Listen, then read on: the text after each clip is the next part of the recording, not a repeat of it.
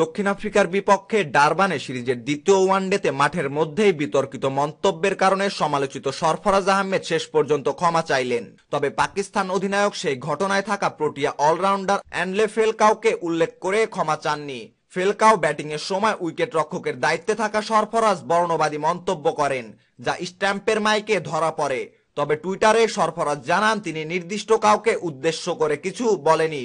সরফরাজ টুইটারে লিখেন, গতকালের ম্যাচে আমার মন্তব্য যদি কেউ কষ্ট পেয়ে থাকে তবে আমি আন্তরিকভাবে দুঃখিত। নির্দিষ্ট কাউকে আঘাত করার জন্য আমি এমনটি করিনি। কাউকে কষ্ট দেওয়ার আমার কোনো ইচ্ছা নেই। আমার কথার দ্বারা আমি প্রতিপক্ষ সমর্থকদেরও কোনো কিছু বোঝাতে চাইনি।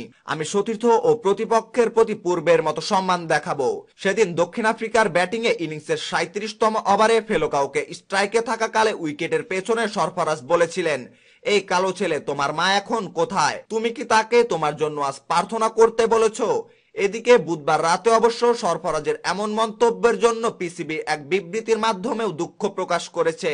ক্রিকেট সাউথ আফ্রিকার টিম ম্যানেজার মোহাম্মদ মোসাজে নিশ্চিত করেছে আইসিসি এই ঘটনার ব্যাপারে জেনেছে, যেখানে ম্যাচ রেফারি রঞ্জন মাদুগালে এই ব্যাপারে সরফরাজের সঙ্গে আলোচনা করেছে। তবে আইসিসি অফিসিয়ালি এখনো কোনো বিবৃতি দেয়নি। সম্মানিত ভিউয়ার্স, খবরটি সম্পর্কে আপনার মতামত জানিয়ে কমেন্ট বক্সে কমেন্ট করতে ভুলবেন না। ক্রিকেটের নিত্য নতুন সকল সংবাদ সবার আগে পেতে চ্যানেলটি এখনই সাবস্ক্রাইব করুন। ধন্যবাদ।